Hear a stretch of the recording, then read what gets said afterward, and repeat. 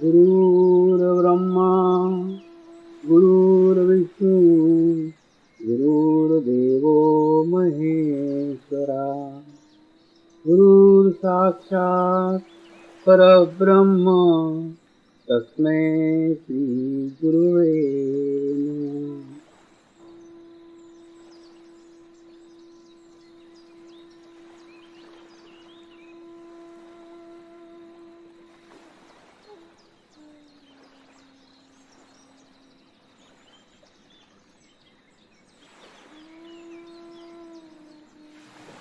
मेरे साथ ध्यान की शुरुआत करेंगे।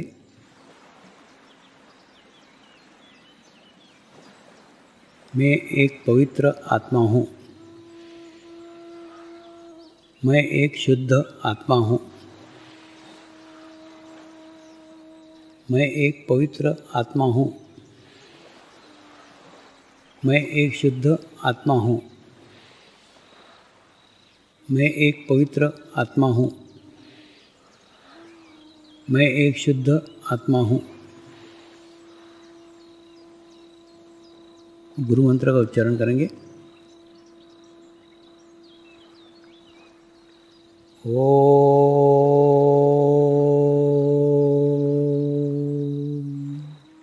श्री शिवकृपानंद स्वामी नमो नमः।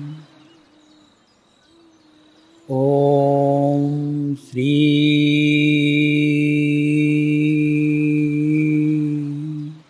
शिवकृपानंद स्वामी नमो नमः। ओम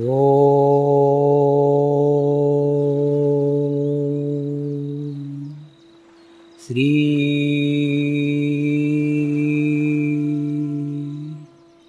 शिवकृपानंद स्वामी नमो नमः।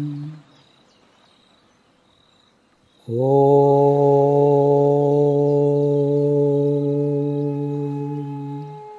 श्री शिवकृपानंद स्वामी नमो नमः। ओम श्री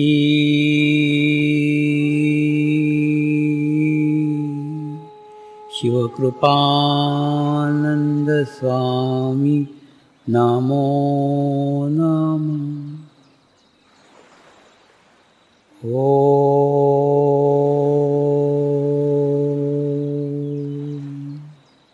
श्री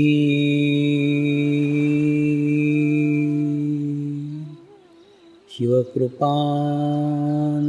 स्वामी नमो नमः। ओम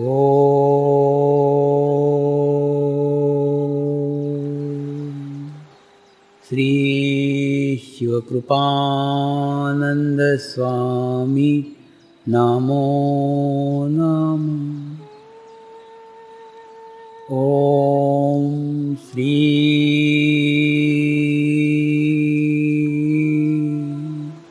शिवकृपानंद स्वामी नमो नमः। ओम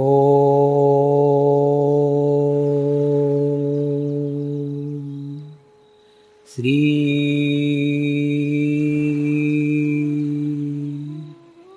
शिवकृपानंद स्वामी नमो नमः। हमने ये जाना कि परमात्मा एक अविनाशी शक्ति है। परमात्मा कल भी था, परमात्मा आज भी है और परमात्मा कल भी रहेगा। यानी परमात्मा कोई व्यक्ति, कोई स्थान, कोई जगह नहीं हो सकती। परमात्मा एक विश्व चेतना है जो विश्व भर में फैली हुई है। और वो विश्व चेतना को जैसे ही हम अपना अस्तित्व खोते हैं तो उससे समरस हो जाते हैं। परमात्मा से समरस होने के लिए आपको शरीर से मिटना होगा। शरीर से मिटना होगा यानी शरीर भाव से मिटना होगा। देखिए, जैसे एक गीतकार मिटता है, किसके लिए? एक गायक के लिए। गायक मिटता है संगीतकार के लिए। उसके बाद में सब जग करके मिलते हैं श्रोता के लिए, यानी अपना अस्तित्व किसी को तो भी समर्पित करते हैं, अपना अस्तित्व छोड़ते हैं, अपना योगदान छोड़ते हैं, तब जाकर के आगे वृद्धिगत होता है। एक बीज वृक्ष कब बनता है? जब वो बीज अपना अस्तित्व छोड़ता है। ऐसे जब आप शरीर का अस्तित्व छोड़ोगे तब आप परमात्मामय हो सकते हैं और विश्व में फैला हुआ परमात्मा आपको अनुभव हो सकता है। और जो स्थान, जिन स्थानों पे अच्छी परमात्मा की ऊर्जा है, ऐसी परमात्मा की शक्ति है, ऐसी जहाँ थोड़ा क्या है, हमारी ना ग्रहण करने की क्षमता कम है, उसके कारण सर्वसामान्य हम नहीं पहचान सकते। लेकिन जहाँ पे सामूहिकता है, जहाँ पे कलेक्टिविटी है, जहाँ परमात्मा की ऊर्जा खूब जोर से बह रही है, वहाँ पे हम पहचान सकते हैं, जान सकते हैं। दूसरा, सामान्य आदमी को ये ज्ञान नहीं है, नॉलेज नहीं है, लेकिन वो ये बोलेगा वहाँ जा कर के मेरे को बहुत अच्छा लगता है। अब देखो ना, जैसे वैष्णो देवी में सामान्य मनुष्य जो साधारण सड़क पे भी सीधे से चल नहीं सकता, वो व्यक्ति पहाड़ चढ़ करके वो वैष्णो देवी तक पहुँच जाता है। क्या कारण? कारण है वहाँ एक ऊर्जा है, वहाँ एक एनर्जी है। जो लोग वैष्णो देवी गए ना, उनको ये जरूर अनुभव आया होगा। सामान्य अगर हम इतना चलेंगे तो थक जाएंगे, लेकिन वहाँ पे पहाड़ इतना चल जाते हैं, इतने ऊपर तक पहुँच जाते हैं, पता भी नहीं चलता। क्या कारण है? कारण है वहाँ की एनर्जी, वहाँ की ऊर्जा, और दूसरा सामूहिकता, कलेक्टिविटी। सभी जने जय माता जी का उद्घोष करते रहते, उनके अंदर हम शामिल हो जाते हैं, और शामिल होने के बाद में हमारे शरीर का अस्तित्व समाप्त हो जाता है। और दूसरा, हमको क्या तकलीफ है, हमको क्या परेशानी है, हमारा शरीर का स्थिति है कि नहीं चढ़ने का, ये सब बातें गौण हो जाती हैं और हम एक आत्मा बन जाते हैं। और आत्मा बन करके उस आत्माओं की सामूहिकता में, उन आत्माओं की कलेक्टिविटी में हम वो पहाड़ चढ़ जाते हैं जो पहाड़ हम जीवन में सामान्यतः नहीं चढ़ सकते। मैं आपको ये उदाहरण इसलिए दे रहा हूँ कि जो चीज़ें शारीरिक स्तर के ऊपर हम नहीं कर सकते, हमारी उतनी औकात भी नहीं है करने की, वो भी चीज़ें आत्मिक स्तर पे जब करने जाते हैं ना तो घटित हो जाती है। जैसे एक सामान्य व्यक्ति से भी असामान्य कार्य घटित हो जाता है जब वो व्यक्ति करके कार्य नहीं करता। इसीलिए आप अपने अंदर के आत्मिक शक्ति को बढ़ाओ, अपने अंदर के योग को करो। योग यानी अपने आत्मा का परमात्मा के साथ योग, तो वो पूरे जीवन को सकारात्मक रूप दे देता है। प्रत्येक जगह पॉजिटिव हो जाते हो, सकारात्मक हो जाते हो। ऐसे सकारात्मक होना ही परमेश्वर को जुड़ना है। परमेश्वर पूरे विश्व में फैला हुआ है, विश्व चेतना में फैला हुआ है। और दूसरा, परमेश्वर मानने के ऊपर है। कोई किसी को परमेश्वर मानता है, कोई किसी को परमेश्वर मानता है। मेरी नानी कृष्ण को परमात्मा मानती थी, मेरे नाना जी हनुमान जी को परमात्मा मानते थे। यानी पति पत्नी के परमात्मा अलग होते हुए भी उनकी प्रगति हो सकती है, उनका प्रोग्रेस हो सकता है। दूसरा, परमेश्वर मानने पे किसी को भी परमेश्वर मान सकते हो। और दूसरा, परमेश्वर कल भी था, आज भी है और कल भी रहेगा। अगर हम वर्तमान में रहते हैं, अगर हम प्रेजेंट में रहते हैं, तो ही वर्तमान काल के वर्तमान के माध्यम को पहचान सकते हैं। एक्चुअली क्या है मालूम? परमेश्वर एक शक्ति है, वो कोई ना कोई माध्यम से प्रकट होती रहती है, और जो माध्यम से प्रकट होती है हम उसको परमात्मा बोलते हैं। वास्तव में वो भी उस समय का माध्यम रहता है। परमात्मा तो कोई है ही नहीं ना, परमात्मा कोई व्यक्ति नहीं है, कोई मूर्ति नहीं, कुछ नहीं। ये जो सब माध्यम है, तो परमात्मा एक विश्व चेतना है, यह हमने इस शिविर के अंदर जाना। दूसरा, हम जिसको धर्म बोलते हैं वो धर्म नहीं है। धर्म तो हमारा एक ही है, वो है कि हम सब मनुष्य हैं। मनुष्य धर्म ही हमारा धर्म है। बाकी जिसको हम धर्म बोल रहे हैं ना, वो उपासना की पद्धति है। वो उपासना की पद्धतियाँ हैं। उपासना की पद्धतियाँ अलग अलग हो सकती है लोगों की। अलग अलग उपासना की पद्धति वाले लोगों को भी अनुभूति सबको एक समान होती है, अनुभूति सबको एक जैसी होती है। क्यों? क्योंकि सबके भीतर वही आत्मा है, वही परमेश्वर का अंश है, परमात्मा ने प्रत्येक बीज को वृक्ष बनने की संभावना अंदर डाली हुई है। कोई भी चाहे तो अपने भीतर के शरीर भाव को गम करके आत्मभाव में जीना सीख सकता है, और उसके बाद में कोई भी अपनी आध्यात्मिक प्रगति कर सकता है, कोई भी अपनी आध्यात्मिक प्रोग्रेस कर सकता है। परमेश्वर की एक विशेषता है, सबको समान देता है, एक जैसा देता है। तो आपको भी वो मिला हुआ है जो मुझे मिला हुआ है, आपके पास भी वही धन है जो मेरे पास है, जो आपके पास है वो मेरे पास है, हम दोनों समान हैं, एक जैसे हैं। बड़ी मज़ेदार घटना है। एक बार रामकृष्ण मिशन में कार्यक्रम देने को गया था, और कार्यक्रम के बाद जो मठाधीश थे ना, खूब बुजुर्ग थे, तो उनसे मैंने पूछा, स्वामी जी मेरा कार्यक्रम कैसा लगा, मेरा शिविर कैसा लगा, मैं उनकी राय जानी। तो उन्होंने उत्तर दिया, तुम्हारा माल तो बहुत अच्छा है, तुम्हारा पैकिंग खराब है। मैंने बोला ऐसा क्यों? बोले तुम जब आध्यात्मिक चर्चा करने के लिए आए हो, योग के लिए आए हो, तो वैसे आध्यात्मिक कपड़े पहनो ना। मैं उस समय ना एक चौकड़े की लुंगी और एक सफ़ेद कुर्ता पहन के कार्यक्रम देता था। तो बोले ये ड्रेस आपके कार्यक्रम के अनुकूल नहीं है। तो मैंने उनको बताया, देखो मैं चाहता हूँ प्रत्येक आदमी मुझे अपने जैसा माने। जैसे एक स्टेप के ऊपर अपन बैठते कि नहीं, और बच्चे को बोलते आ जा आ जा, तो बच्चा एक स्टेप चढ़ने की कोशिश करता है, लेकिन मैं वहाँ ऊपर जा कर के बैठूँ और मैं बच्चे को बोलूँ आ जा, वो ऊपर देखेगा, नहीं रे बाबा इतना ऊपर तो मैं नहीं चढ़ सकता कभी ज़िंदगी में, तो वो चढ़ने का कोशिश ही नहीं करेगा। मैंने उनको कहा मेरी इच्छा रहती आम आदमी मुझे आम आदमी सरीका माने, उसके ही जैसा माने, सामान्य माने, तो वो प्रयत्न करेगा ना, वो प्रयास करेगा ना। तो उन्होंने तर्क दिया, कल्पना करो कि टीवी के ऊपर एक संस्कृत समाचार वाचक है और वो सूट बूट पहन के टाई पहन करके अगर बात कर रहा है, तो टाई पहन के बात कर रहा है तो वो योग्य है क्या? वो अनुरूप नहीं है ना। संस्कृत समाचार वाचक भारतीय संस्कृति के अनुसार होना चाहिए, तो वो क्यों ऐसे टाई पहन करके बैठा हुआ है? ठीक उसी प्रकार से जब आप योग की बात कर रहे हो, आध्यात्मिक चर्चा करो, तो आपका ड्रेस भी उसके अनुकूल होना चाहिए। वो बोले कुछ नहीं, मेरी इच्छा है कि आप उस ड्रेस को पहनो।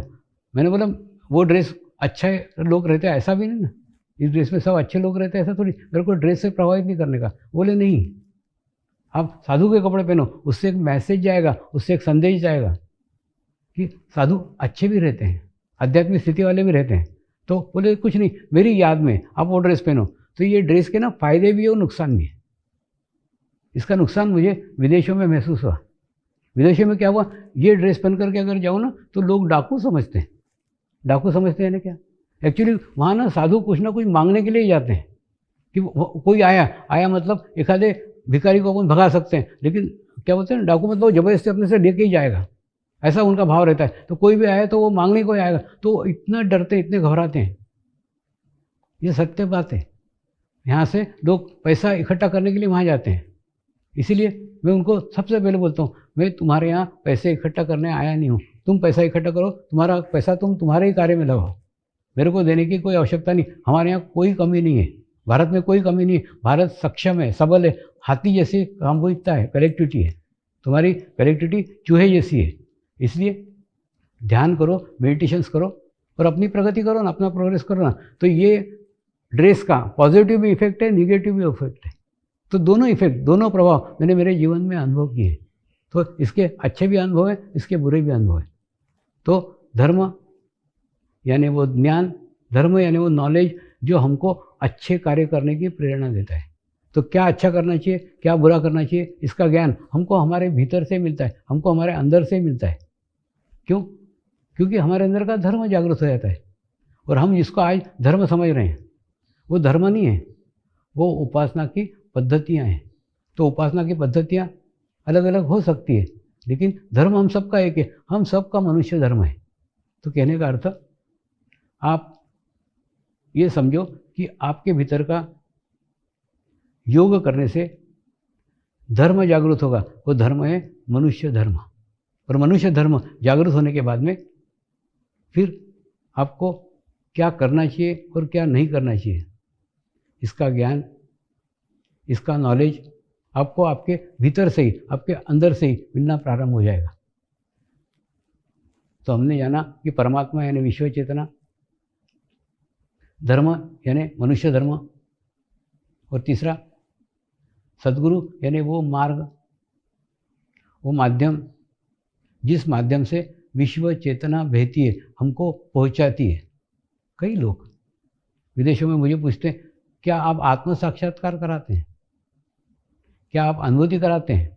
मैं उनको बोलता हूँ, मैं आत्म साक्षात्कार नहीं कराता, अनुभूति नहीं कराता। आत्म साक्षात्कार नैसर्गिक क्रिया है, परमात्मा का कार्य है। वो कार्य कोई भी व्यक्ति नहीं कर सकता, कहीं हो ही नहीं सकता। तो वो बोलते हैं फिर कैसे होता है? इनके मैं करता नहीं हूँ, मेरे सानिध्य में ये घटना घटित हो जाती है। बोले समझा नहीं कि घटित हो, कैसे घटित हो? मैंने उनको समझाया, जैसे एक मोमबत्ती है, वो अपने स्थान के ऊपर जल रही है और उसके बाद में एक बुझी हुई मोमबत्ती जलने की इच्छा से धीरे धीरे धीरे धीरे धीरे धीरे धीरे धीरे पास में आएगी, और जैसे इस मोमबत्ती के दो के साथ स्पर्श होगी, ये भी मोमबत्ती जल उठेगी। तो ये मोमबत्ती ने अपने इसको जलाया क्या? नहीं जलाया। ये मोमबत्ती अपने स्थान पे अपने ही जगह जलती हुई बैठी हुई थी, लेकिन ये मोमबत्ती उसके पास जाके जलने की इच्छा से गई और जल उठी। ठीक उसी प्रकार से मेरे सानिध्य में कोई भी आत्मा आती है और आने के बाद में मेरे साथ बहुत बड़ी सामूहिक शक्ति है, बहुत बड़ी कनेक्टिविटी है, मैं उसका माध्यम हूँ। तो जैसे पास में आती है और इच्छा करती है कि मुझे भी आत्म साक्षात्कार मिलना चाहिए, मुझे भी अनुभूति मिलना चाहिए, तो ऑटोमेटिकली उस व्यक्ति को अनुभूति प्राप्त हो जाती। मैं कुछ नहीं करता। वास्तव में आत्म साक्षात्कार करने से परे है, इसमें कोई कर नहीं सकता। आत्मज्ञान कोई दे नहीं सकता, कोई किसी से ले नहीं सकता। लेकिन जब आप उस सामूहिकता में समर्पित हो जाते हैं, उससे समरस हो जाते हैं, और समरस होने के बाद में उसके अंदर का ज्ञान, उसके अंदर का नॉलेज अपने आप को मिलना प्रारंभ हो जाता है।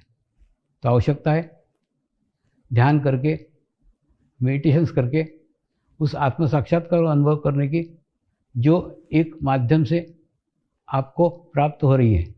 तो सद्गुरु एक माध्यम है जिस माध्यम से हमको आत्म साक्षात्कार की अनुभूति प्राप्त होती है। वो भी नहीं करता और हम उनसे भी नहीं लेते, लेकिन उसके सानिध्य में प्राप्त हो जाती है। एक बार अहमदाबाद में 65 जैन मुनियों का शिविर लिया। वो शिविर में अलग अलग गच्छ के लोग शामिल थे, अलग अलग मुनि शामिल थे। तो उनके गच्छाधिपति ने मुझे एक चिट्ठी लिखी, स्वामी जी आपने ना जैन धर्म के मूल ग्रंथ पढ़े हुए हैं और उन ग्रंथों की बातें आपने आपकी पुस्तक हिमालय का समर्पण योग में लिखी है। मैंने कहा पहली बात कुछ नहीं, वो चिट्ठी लिखी मैंने जेब में रख ली। बाद में ना शिविर के पश्चात उनको मिलने गया। इनके महाराज साहब, पहली बात तो ये कि मेरे को संस्कृत भाषा आती नहीं, मैं संस्कृत का विद्वान नहीं हूँ, मुझे कोई जानकारी नहीं है संस्कृत की। और रही बात ये पुस्तकों में लिखने की, तो हिमालय में कुछ जैन मुनियों के साथ कुछ दिन रहा, और जो रहा ना तो उनको समर्पित रहा, और समर्पित रहने के कारण उनके भीतर का ज्ञान, उनके अंदर का नॉलेज मेरे में ट्रांसफ़र हो गया। उन्होंने दिया नहीं, मैंने लिया नहीं। और दूसरा, मैं जैन नहीं हूँ, इसलिए जैन धर्म की हमारी कोई भी चर्चा नहीं हुई, कोई भी बात नहीं हुई। हमको केवल वही ज्ञान मालूम है, वही नॉलेज मालूम है जो कोई किसी को दे सकता है, कोई किसी से ले सकता है। लेकिन ये वो ज्ञान है जो कोई किसी को दे भी नहीं सकता, कोई किसी से ले भी नहीं सकता। तो उनके सानिध्य में रहते हुए वो जैन धर्म का ज्ञान जो उन्होंने प्राप्त किया था, और मुझे नहीं लगता कि उन्होंने भी ग्रंथ पढ़े होंगे, उन्होंने भी उनके गुरु से ऐसा ही ग्रहण किया होगा। तो वो ज्ञान उनसे मैंने प्राप्त किया, और प्राप्त करने के बाद में समाज में आने के कई साल के बाद जब उनका इच्छा हुआ कि मैं उसके ऊपर कुछ लिखूं, उनकी प्रेरणा हुई कि मैं उसके ऊपर कुछ लिखूं, तो उसके ऊपर लिखा गया। और लिखा जाने के बाद में वही आपने पढ़ा है। तो मैंने कोई संस्कृत के ग्रंथ नहीं पढ़े, कोई जैन धर्म का अध्ययन नहीं किया, कुछ नहीं किया है। जो उनके पास का ज्ञान था वो ज्ञान मेरे अंदर आ गया और ऑटोमेटिकली वो लिखा गया है। लेकिन ये वो ज्ञान है जो व्यवहारिक ज्ञान से परे है, और हमको ना वही ज्ञान पता है जो हमको व्यवहारिकता से प्राप्त होता है। मैं उस ज्ञान की बात कर रहा हूँ जो ज्ञान आत्मा से आत्मा तक पहुंचता है। सबसे पहले आपको आत्म साक्षात्कार ग्रहण करना पड़ेगा, उसके बाद में आत्मा को इतना स्ट्रांग करना पड़ेगा, इतना मजबूत करना पड़ेगा। उसके बाद में आपको उस आत्मा के साथ जुड़ते आना चाहिए। ऐसे जुड़ते आया तो आप उसके आत्मा का ज्ञान ग्रहण कर सकते हैं, ले सकते हैं। और उसके बाद में, क्योंकि वो दे नहीं सकता, आप ले नहीं सकते, ऑटोमेटिक होगा, खुद हो जाएगा, करना नहीं पड़ता है, ये करने से परे है। तो कहने का अर्थ, परमात्मा क्या है, धर्म क्या है, गुरु क्या है, और ध्यान। ध्यान कुछ नहीं करना ध्यान है। ध्यान की एकदम सरल डेफिनेशन, ध्यान की एकदम सरल परिभाषा, कुछ नहीं करना ध्यान है। देखिए, जब हम कुछ नहीं करते रहते हैं ना, तब भी विचार करते रहते हैं। माने या तो हम शरीर से कुछ तो भी करते रहते हैं, या तो फिर मन से विचार करते रहते हैं। तो शरीर से भी कुछ नहीं करना और मन से भी कुछ नहीं करना, ऐसी स्थिति ध्यान कहलाती है। लेकिन इसकी हमको आदत ही नहीं है, हमारी आदत नहीं है इन्हें। जब हम शरीर से कुछ नहीं करेंगे तो जब बैठेंगे तो विचार करने लग जाएंगे। दूसरा होता है ना, जैसे राम नाम की माला फिरते कि नहीं, राम राम राम, 108 मनके रहते हैं। जब तक 108 मनके नहीं होते तब तक अपनी माला पूर्ण नहीं होती। ठीक उसी प्रकार से ये 45 दिन के 45 मनकों की माला है।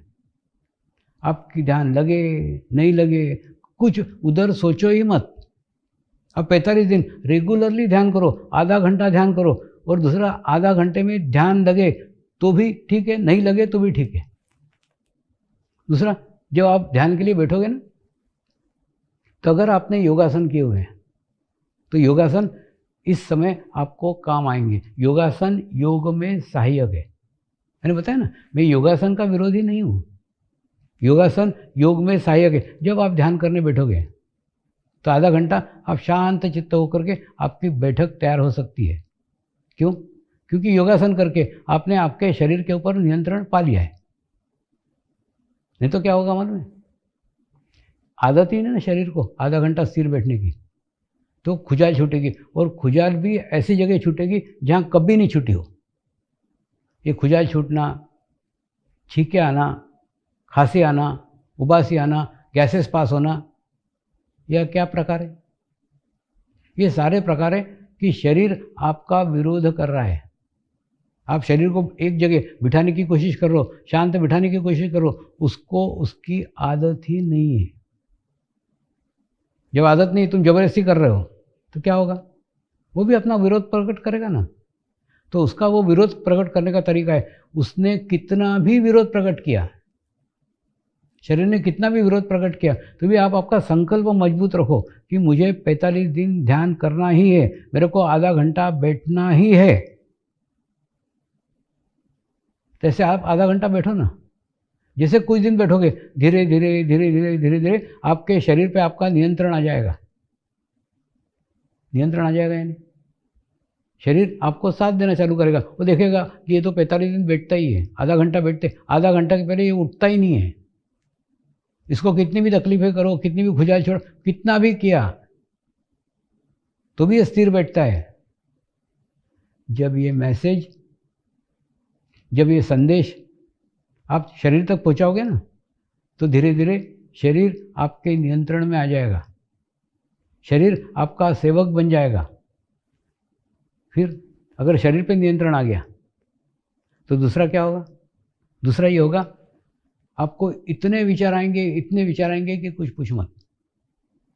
यानी आपके जीवन में जितनी घटनाएं घट गई है, जितनी बातें होके गई है, जितने लोग आके गए, सब बातें धीरे धीरे धीरे धीरे धीरे धीरे एक सिनेमा जैसी आपके सामने से चलेगी। वो सब बातें याद आएगी, सब घटनाएं याद आएगी, एकदम दिखेगी ऐसे, एकदम जैसे पिक्चर चल रही हो, सब दिखेगी। उन घटनाओं पे ध्यान मत दो। जिस प्रकार से एक शांत नाली है, उसके पास से आप गुजरोगे ना तो बदबू नहीं आएगी, लेकिन वही नाली को अगर सफाई की जा रही हो, उसका मैला निकाला जा रहा हो, उसकी गंदगी निकाली जा रही हो, तो खूब बदबू ही बदबू वातावरण में फैलती है। ये प्रकार वैसा ही है। अगर आप अपने चित्त की सफाई करोगे तो चित्त की सफाई में जो बदबू, बुरे विचार, बुरी घटनाएं आपके जीवन में घटी है ना, वो सब धीरे धीरे धीरे धीरे धीरे धीरे बाहर आएगी, और उसकी तकलीफ, उसकी परेशानी आपको होगी ही। लेकिन इतना ध्यान रखना, वो विचार, वो घटना जा रही है। जैसे एक आधे कुएं को अपन साफ करते हैं तो कुएं में से गंदगी निकालते कि नहीं, कुछ गंदी गंदी चीज़ें, कुछ बुरी बुरी चीज़ें उसमें निकलती, निकल के चली जाती है, निकल गई, बाद में फिर नहीं दिखती ना, फिर वो चीज़ फिर दिखती क्या, नहीं दिखती।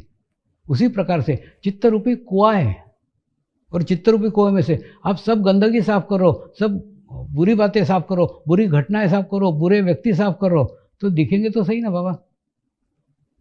देखो ना उसको, देखो और फेंक दो, छोड़ दो, फिर दोबारा नहीं आएंगे वो। ऐसी स्थिति आपको प्राप्त होगी। तो दूसरा, उसमें ना एंजॉय मत करो। एक आधा पुराना विचार आ गया तो विचार ही करने मत लग जाओ। आपको एक आधी घटना याद आ गई, उस पर विचार करने मत लग जाओ। आप प्रार्थना करेंगे, हे परमात्मा, हम सभी पवित्र आत्माएं आपको हृदय से प्रार्थना करते हैं कि सारे विश्व में शांति हो, सारे विश्व के आत्माओं की आध्यात्मिक उन्नति हो एवं सर्वांगीण उन्नति हो। यही हम सब आत्माओं की शुद्ध इच्छा है। नमस्कार करेंगे।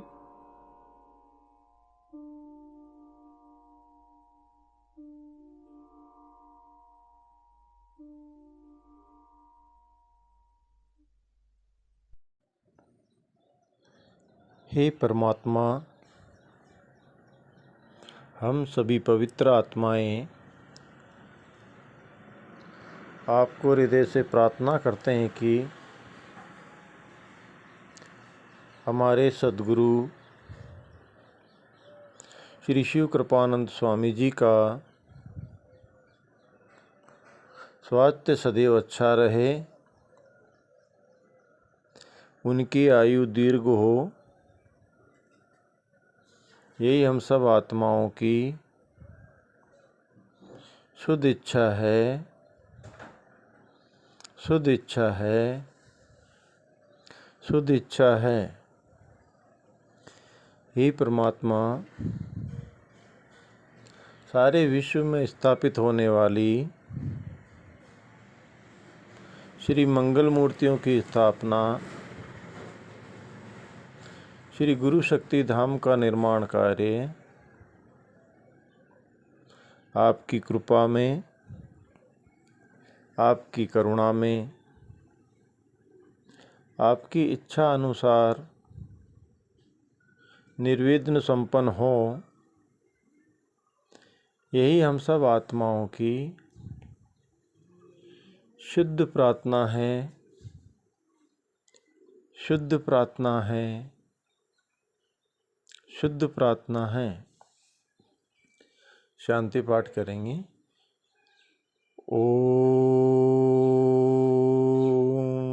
ध्यो शांति अंतरिक्ष ग्वं शांति पृथ्वी शांति आपः शांति औषधयः शांति वनस्पतयः शांति विश्वे देवाः शांति ब्रह्म शांति सर्वगं शांति शांति एव शांति सामा